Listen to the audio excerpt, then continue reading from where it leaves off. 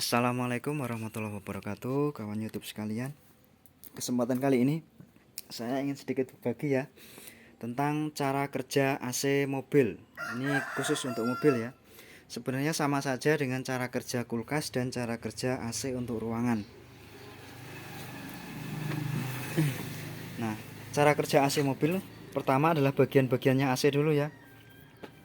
Untuk bagian mekanikalnya, AC mobil yang utama itu di sini ada kompresor ya. Kompresor bentuknya seperti ini ya kawan-kawan ya, kompresor AC. Terus selain kompresor di sini ada pipa-pipanya ya. Pipanya ada dua jenis di sini. Pipa tekanan rendah yang bersuhu dingin sama pipa tekanan tinggi. Pipa tekanan tinggi ini suhunya panas ya. Tuh. Terus dari pipa itu ada pembuang panas ya, ada kisi-kisi pembuang panas. Biasanya letaknya di depannya radiator. Jadi kalau kita lihat ini radiator ya, yang tempatnya coolant atau air itu. Di bagian depannya itu ada kisi atau sirip-sirip pembuang panas dari AC. Fungsinya untuk membuang panas dari dalam mesin, dari dalam kabin ke luar gitu. Ada ini ya. Jadi kita sudah menyebut tadi bagiannya ada 3. Ada kompresor, ada pipa tekanan rendah yang ini dan pipa tekanan tinggi yang ini. Mohon maaf ada suara diesel yang lewat ya, maaf. Terus ada bagian pembuang panas, kisi-kisi pembuang panas. Terus di sini ada dryer ya, tabung dryer. Letaknya di sini ya. Nggak kelihatan ya kalau dari sini ya. Jadi ini ada tabung dryer. Fungsinya untuk apa? Fungsinya untuk saringannya. Saringan freon. Terus selain tabung dryer, ini untuk elektrik, untuk mekanikalnya dulu ya. Terus ada kisi bagian dalam. Itu ya, dia di sini ada kisi bagian dalam yang dihubungkan ya. Jadi pipanya tadi masuk ya. Pipanya tadi masuk ke sini ya. Pipanya masuk. Terus masuk ke kisi ya. Masuk ke kisi-kisi bagian dalam. Kemudian ada blower atau peniup. Nanti di sini juga ada blower itu ya, blower ya. Jadi bagian ini adalah kipas blower atau peniup udara. Nah, itu bagian-bagian utamanya ya. Bagian-bagian utamanya. Nah, sekarang kita akan bahas bagaimana cara kerjanya secara umum, terutama dari segi mekanikalnya. Jadi dari segi mekanikalnya, ketika pipa-pipa ini diisi dengan freon ya, freon. Kita mulai dari pipa yang ini dulu. Ini diisi freon, seret. Freonnya dihisap oleh kompresor. Freonnya ini dalam bentuk gas ya, karena freon-freon dalam kaleng-kaleng yang biasa kita beli itu dalamnya cairan, tapi kalau kita buka dia jadi gas. Freon gas dimasukkan ke sini lewat 2 lubang ini ya. Ini L untuk lubang tekanan rendah ya. Ini H untuk lubang tekanan tinggi. Jadi ngisinya pakai alat namanya manifold ya. Kita tidak akan bahas itu sekarang. Jadi freonnya dimasukkan di sini akan ditekan ya, akan dikompresi oleh bagian yang namanya kompresor ini.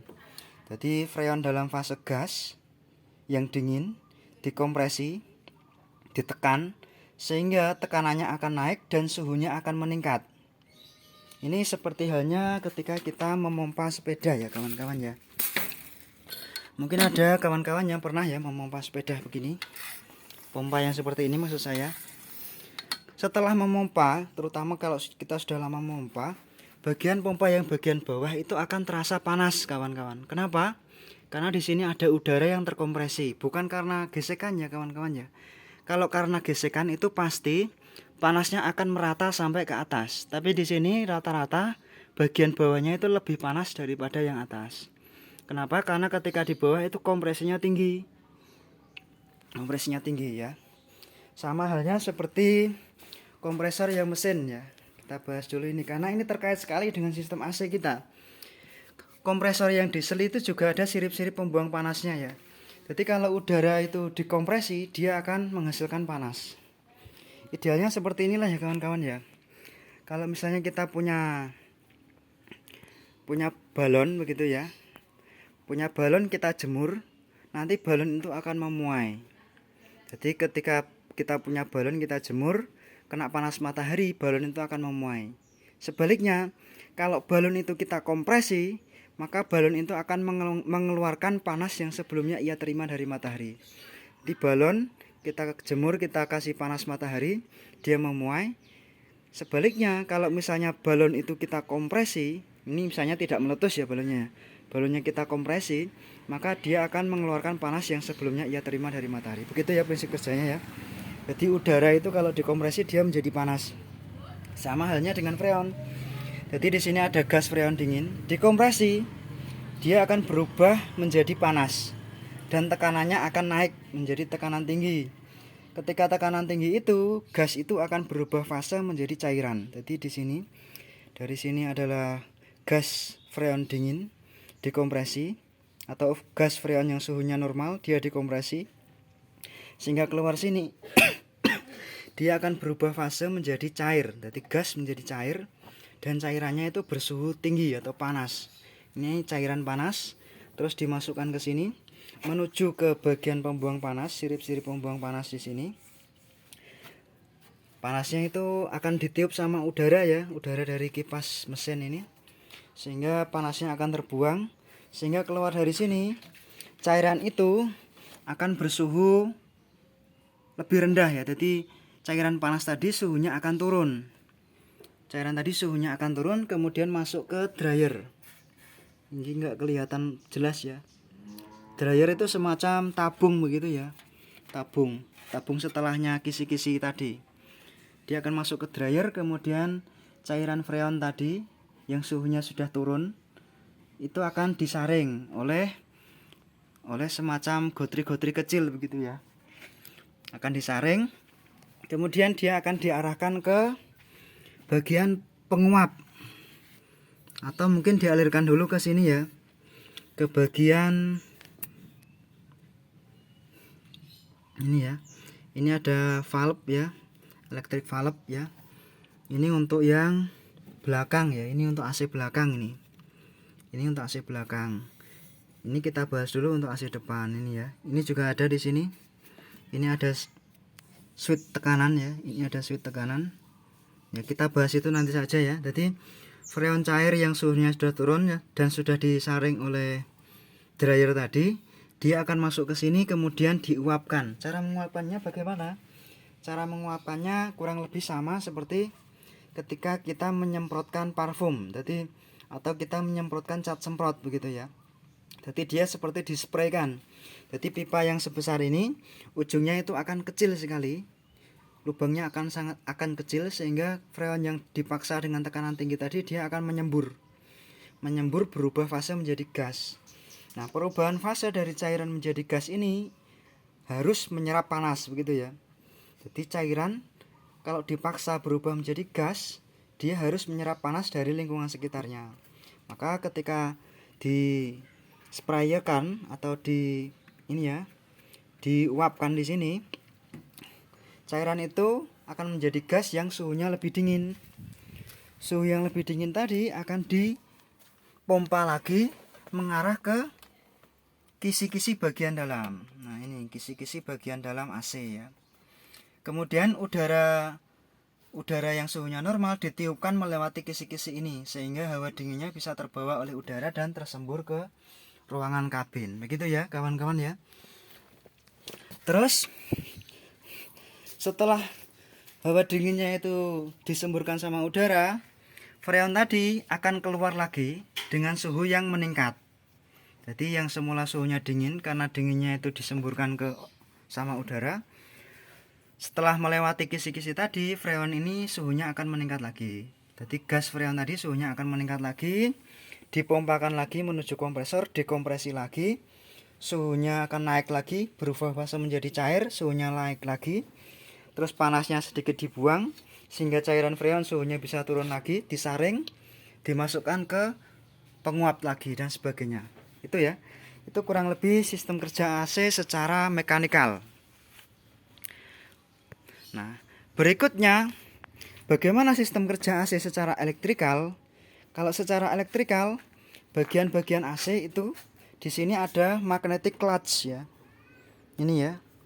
Jadi kalau mesin berputar, AC itu kompresor ini belum tentu berputar ya. Perputaran kompresor ini dikendalikan oleh magnetic clutch atau kopling magnet. Dikendalikan oleh kopling magnet. Tempat ini toh merekam loh. Dikendalikan oleh kopling magnet ini. Jadi ketika kopling magnet ini diberikan tegangan 12 DC, maka kopling magnet ini akan mencengkram puli ini ya. Sehingga kompresornya akan ikut berputar bersamaan dengan putaran mesin, begitu ya. Iya, nanti ya. Di kopling magnet ini ketika dikasih tegangan 12 volt, dia akan mencengkram, kemudian membuat kompresor ini ikut berputar seirama dengan mesin, begitu ya. Itu dari segi elektrikal, ada magnetic clutch. Terus kita lihat bagian depan dulu ya. Terus ada ini ya, ada sensor tekanan ya. Sensor tekanan ini akan memutus atau menyambung berdasarkan tekanan yang terdeteksi di pipa-pipa ini. Jangan sampai tekanan pipa ini melebihi batas, karena nanti dia bisa jebret ya. Atau jangan sampai mungkin pipa-pipa ini tekanannya terlalu rendah. Kalau terlalu rendah berarti kadar freonnya kurang.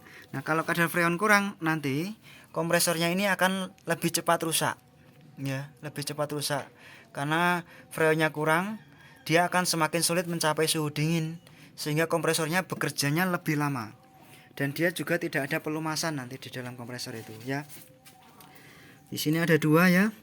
Ada sensor tekanan di sini. Terus di sini ada electric valve. Nah, jadi valve ini bisa membuka atau memutus ya, bergantung sinyal yang diberikan. Ini untuk apa?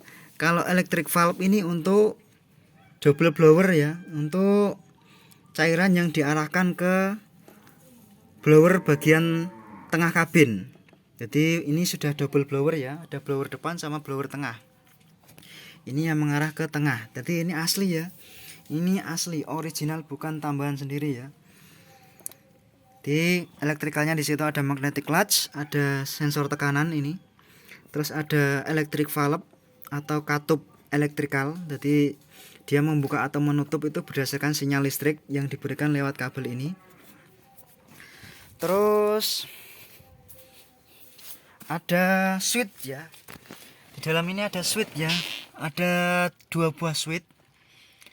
Yang bulat ini untuk mobil kijang ya.